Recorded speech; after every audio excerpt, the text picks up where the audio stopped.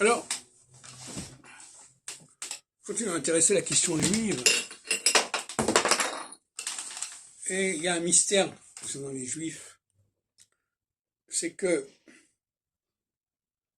on ne les distingue pas physiquement, véritablement.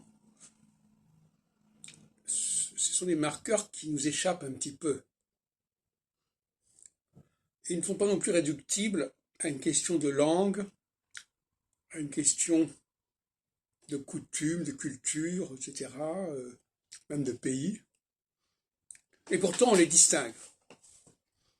Et même, il y a des gens qui s'exacerbent par rapport à cette difficulté à les distinguer.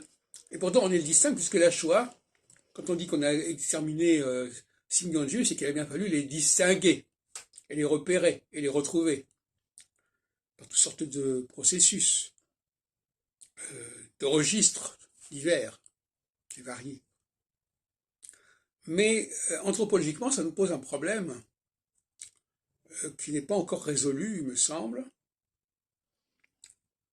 à savoir que les Juifs, évidemment, on peut opposer les choses de manière simple en disant, voilà, bon, bah, en Israël, il y a des Juifs, si je veux voir des Juifs, je vais en Israël. À la synagogue, il y a des Juifs, si je veux voir des Juifs, je vais à la synagogue. C'est un petit peu la problématique que j'avais en 78 quand j'ai créé le cercle d'études de recherche sur l'identité juive. Est-ce qu'on peut être juif en dehors de ces modèles dominants? Et ça n'a toujours pas résolu complètement la question. On peut reconnaître les juifs, il y a certains critères de reconnaissance des juifs par leur dynamique.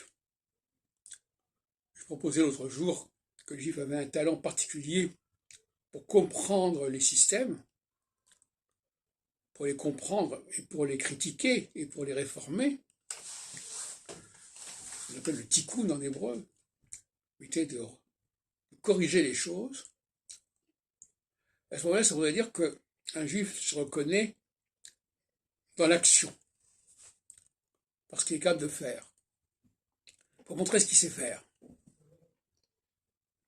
Il y aurait une sorte de condition juive dynamique, pour montrer qu'on est capable de faire ceci ou cela, et quand les autres conditions seraient plutôt statiques, c'est-à-dire que voilà, on a une certaine apparence, et donc cette apparence détermine ce que nous sommes.